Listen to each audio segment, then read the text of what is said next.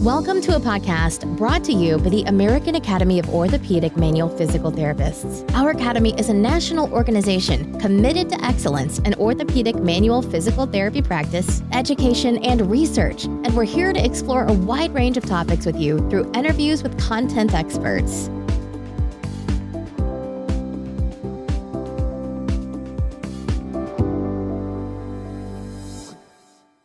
Hello, my name is Stephen Shaffer, and I'm pleased to bring to you another spectacular interview. Today's conversation, which will be with Jacqui Koep, is our second interview with a presenter from an online series of IFOMPT webinars. A recent presentation given by Jacqui was titled Inflammation, Pain, and the Brain, Considering Post-COVID Musculoskeletal Pain.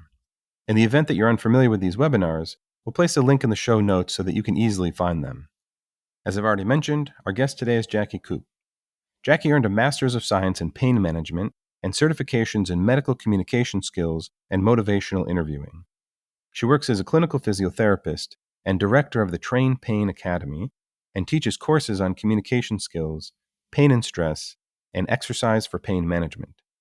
Jacqui is passionate about integrating physiological and psychological approaches to facilitate patient-centered care. This is going to be a great conversation, so let's avoid any further delay and get to the interview. Jacqui, welcome to the podcast. How are you today?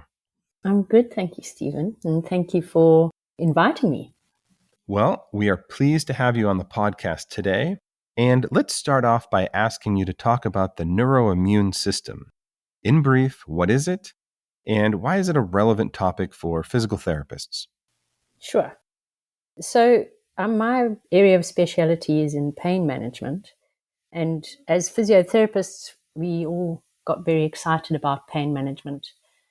And really the research over the last 20 years has been about the nervous system and how pain is not proportional to injury, that you can have a small injury and a big pain response and a catastrophic injury and no pain.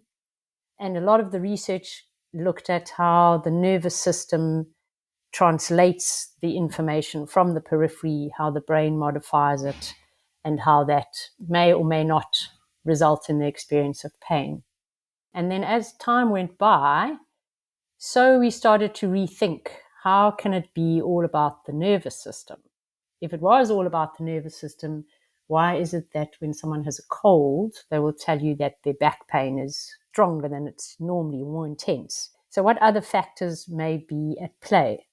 And so the research has more recently moved into the field of looking at what the immune system's role is in the experience of pain and in its regulation of the nervous system. So as that's progressed, instead of talking about the nervous system, and mostly I'm meaning the central nervous system, it's now been reframed as the neuroimmune system, because of the enormous impact that the immune system has on regulating the signaling within the nervous system. The relevance to physiotherapists is that we can no longer view pain as a simple transaction between nerves. We have to consider how the glial cells of the immune system are influencing those synaptic transmissions and either turning the volume up, more signaling going through, or turning the volume down, less signaling going through. So that's where the concept of the neuroimmune system comes from, in essence. That sounds like a great answer. And I really love the example where you discuss that an individual that gets something like a head cold can have an exacerbation of their musculoskeletal low back pain. And of course, in modern times, we could throw in the example of a COVID-19 infection as well. In my case, I see this all the time in the clinic, and knowing this type of information allows me to take my patient education just to the next level, let's say. If I can educate the patient about how the immune system and the nervous system are interlinked, then I can help explain their symptom presentation, and hopefully that education can help do things like perhaps decrease catastrophizing, as one example. And with that as perhaps an introduction to the next question, The immune system is certainly complicated. I feel like it's the type of topic we need to talk about. However, perhaps we can talk about it too much or in too much detail. What's your best advice regarding how detailed to get when educating our patients on this particular topic, specifically, of course, the immune system and immune system function as it relates to physical therapy? Yeah. Well, we've certainly learned that educating our patients is a fundamental part of our treatment. We know that patients gaining a better understanding of the relative threat of an injury has a big impact on their recovery. So when somebody does notice that their back is more sore after an illness, it is really useful to be able to contextualize that for them and say, yes, it is more sore, and that can be about your immune system. And so luckily, we don't have to worry that some structural change has occurred in your back.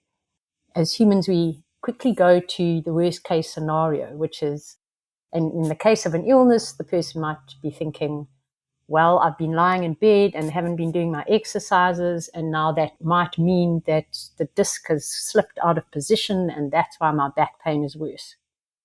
And of course, the concern with that thinking is that it then leads the person to behave in a very threatened way, where they either stop moving or panic and want to do a whole lot of MRIs or surgeries, or it can become quite limiting.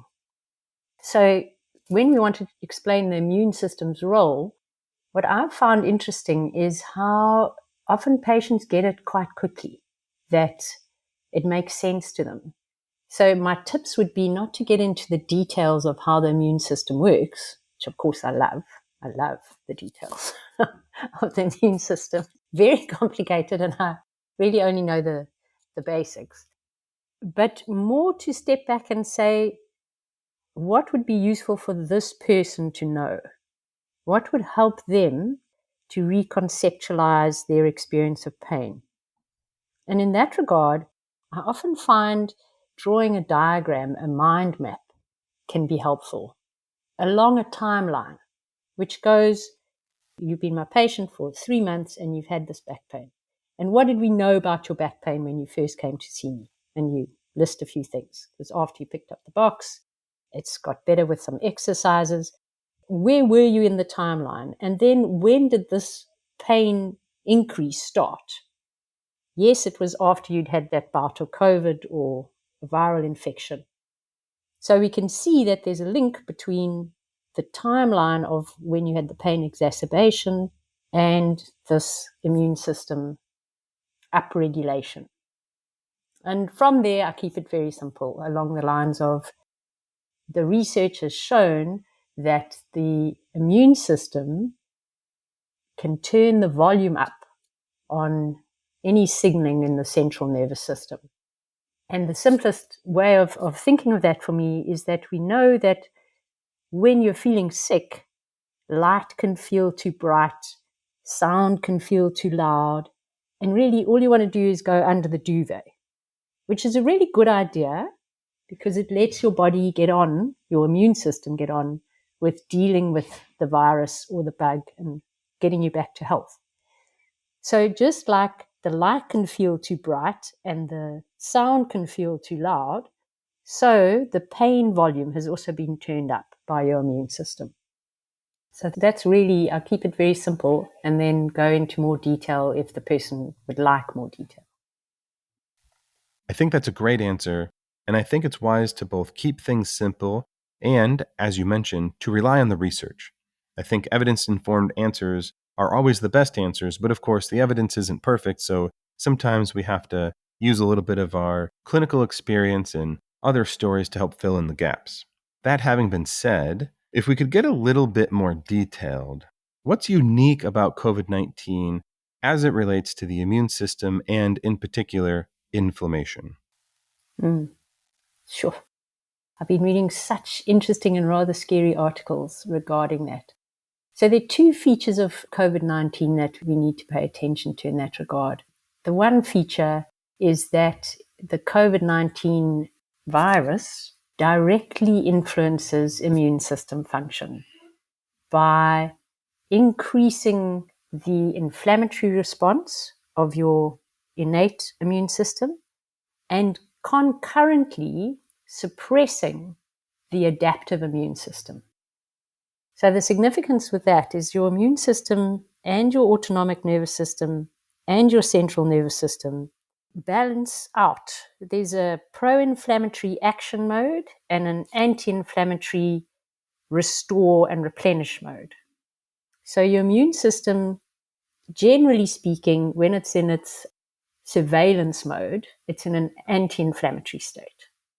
When it gets activated by a virus, in this case, the COVID virus, it goes into a pro-inflammatory mode, which is a way of communicating.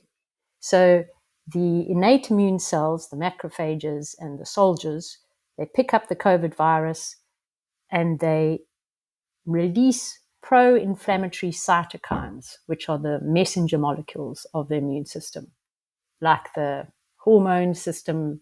The endocrine system has hormones and the nervous system has neurotransmitters. The immune system has cytokines, pro-inflammatory and anti-inflammatory cytokines. So the innate immune system releases the pro-inflammatory cytokines, and they work as messenger molecules to activate along the line. They go and tell the adaptive immune system there's a problem in the periphery.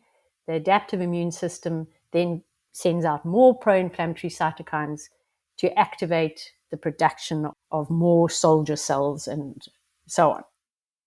Those pro-inflammatory cytokines also go up into the central nervous system, to the brain, and literally give the information to the brain, you feel sick.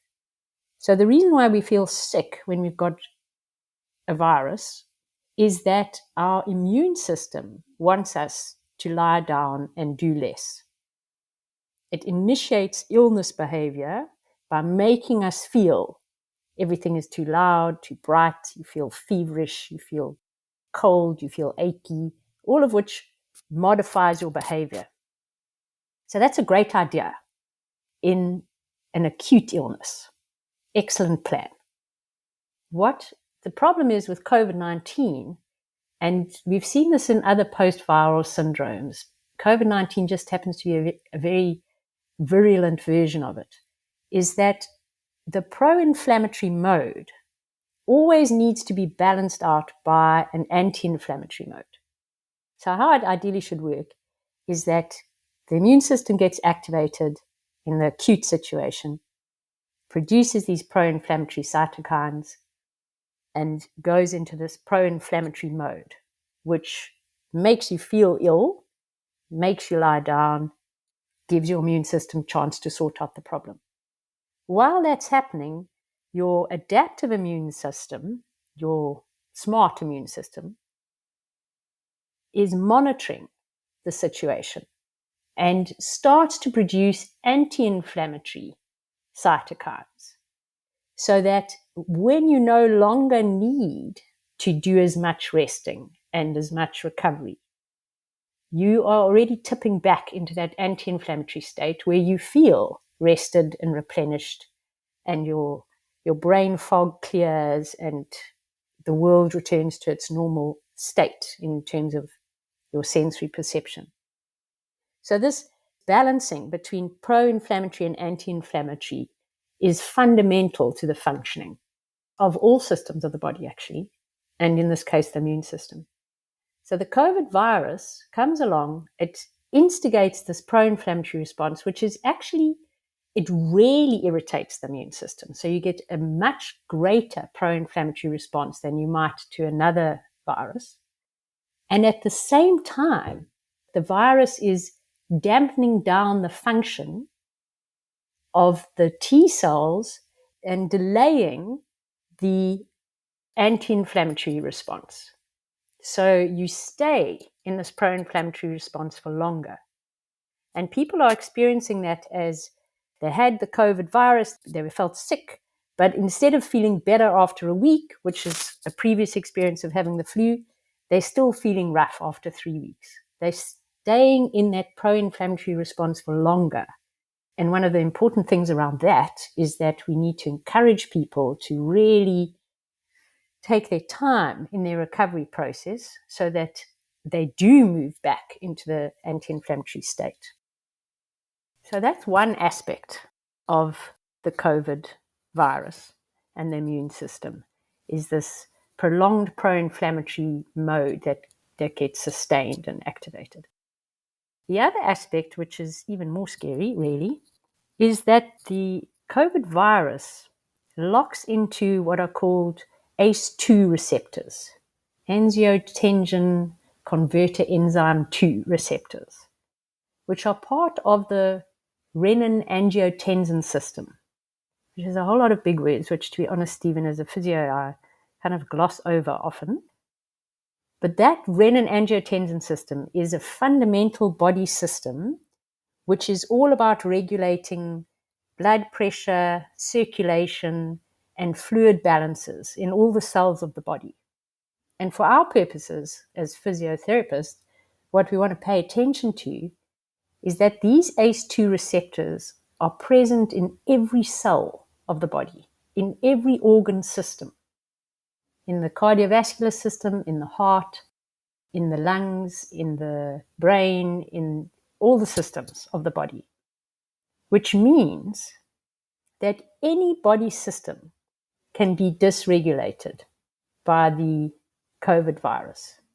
So there are always two parts. What we've seen with the COVID virus is that some unfortunate individuals have had actual pathology, changes to lung tissue function, changes to heart muscle function. And that's obviously in its own category of doom and gloom. And then there's a large percentage of individuals who are experiencing symptoms. They'll tell you, my heart is racing. I just even walk up the stairs and my heart rate like revs up.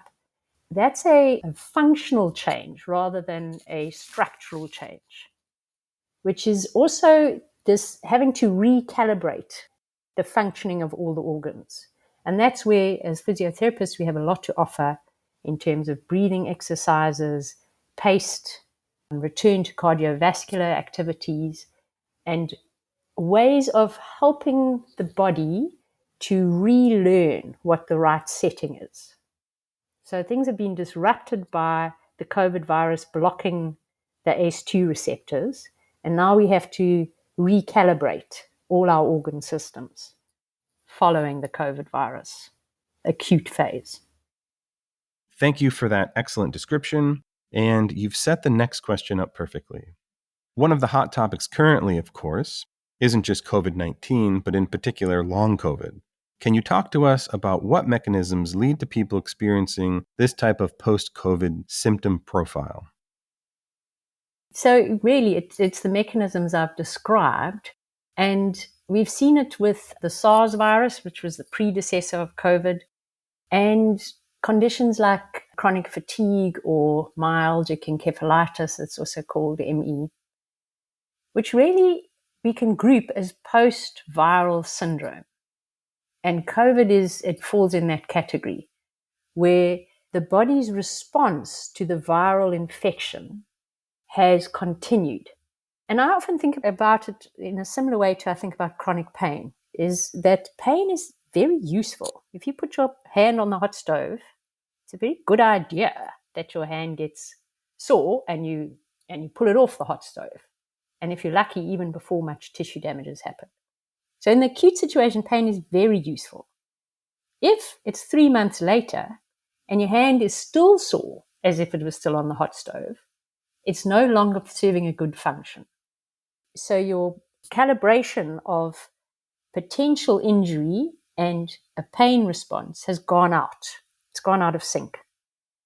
With post-viral syndromes, and it's huge, the post-viral component of COVID, the last statistic I heard was that currently there are at least 1 million people suffering from long COVID, is that the immune system's self-regulation of these pro-inflammatory states and anti-inflammatory states has gone out of sync. So the immune system isn't calibrating. It's not moving pro-inflammatory in response to a challenge back to anti-inflammatory rest and digest.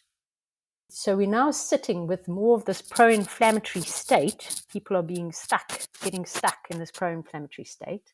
And that's translating to symptoms. One of the biggest symptoms with long COVID is that brain fog, which we know is instigated by the pro-inflammatory cytokines telling your brain, I mean, I'm making it a bit simplistic, but literally saying to your brain, you feel sick, you must lie down.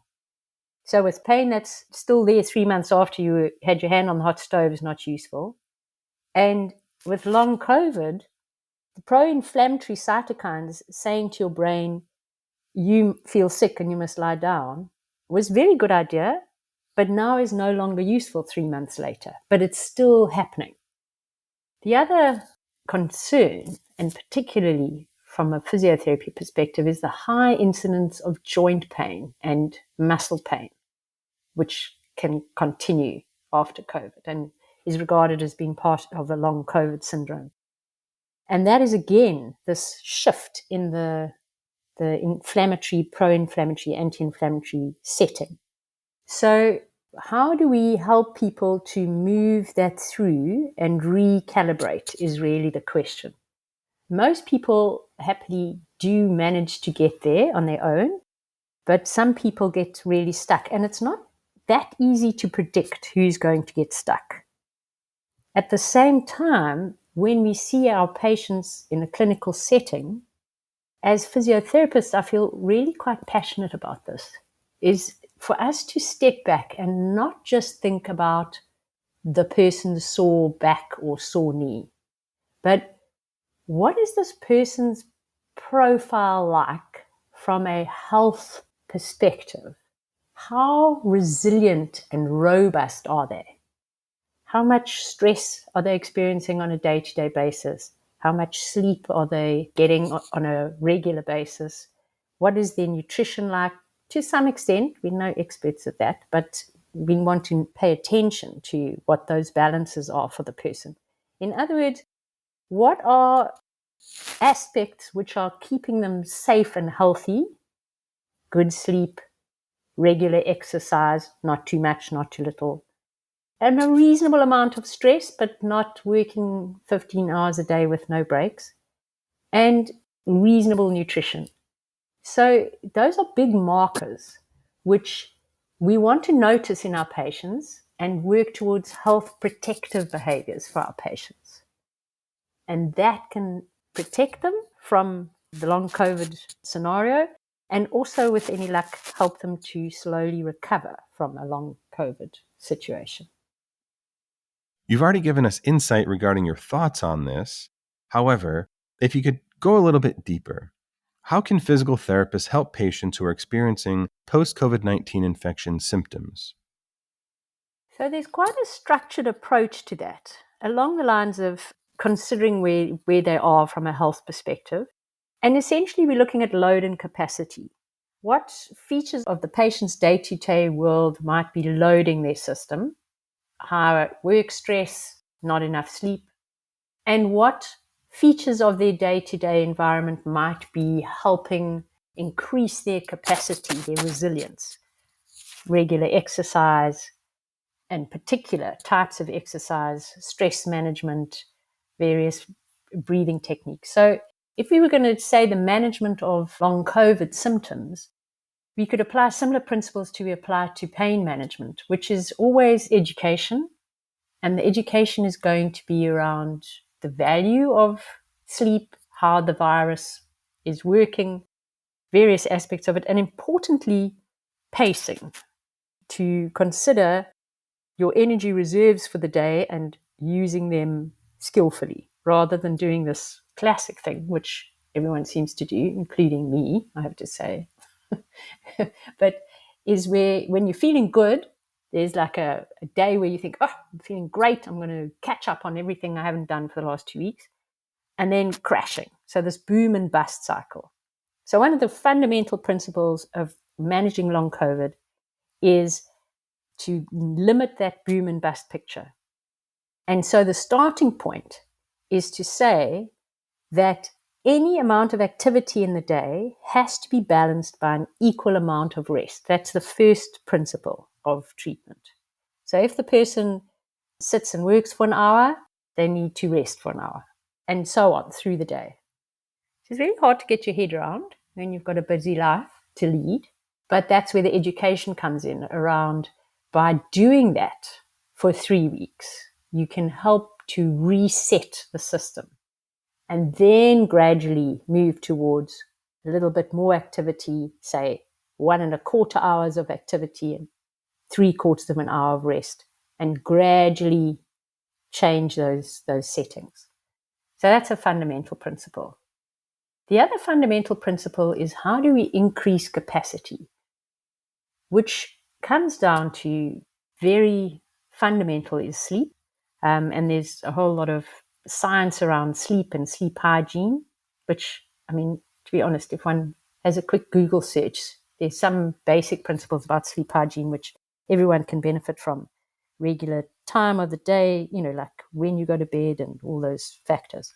So sleep, but also starting at the beginning with exercise. So if we think about this idea of the pro-inflammatory and anti-inflammatory states, and we want to generate an anti-inflammatory setting, good old breathing exercises are the starting point. So there are two aspects to that. One is going through with your patient what diaphragmatic breathing is. So not breathing with this apical, tight throat breathing, the actual mechanics of breathing. And then the second is the type of breathing, which is to aim for an equal breath in and an equal breath out. You might start with breathing in for 3 and breathing out for 3. And slowly you aim to build that up to, if you can, to a 5-5 ratio, which has been shown to be the ideal heart rate variability ratio, which allows your system to tip into a rest and digest state, the parasympathetic state, the immune system's anti-inflammatory state. All the systems benefit from it. I mean, there's a whole cascade. So fundamentally, if we're going to start looking at our patients from a long COVID perspective, we're going to think about paced activity, equal amounts of rest and activity throughout the day. Breathing exercises, it's an exercise, can be done in a dosage way. You're going to do 5 minutes of it at the morning, 5 minutes at lunchtime, 5 minutes in the evening. And we're going to be looking at sleep and factors that load the system, amount of work stress, dietary factors, lifestyle generally. Thank you for outlining those principles for us. The information was very helpful, and hopefully our audience can incorporate some of this content into their clinical practice. And if I may say so, it's been a distinct pleasure to have you on the podcast. Thank you for all of your efforts on this topic. Our profession is lucky to have you on board. Thank you, Stephen. It's a pleasure. This has been a production of the American Academy of Orthopedic Manual Physical Therapists. You can learn more about the Academy by visiting our website at aaompt.org. You can also find us on Facebook, Twitter, and Instagram by searching for our acronym, AAOMPT.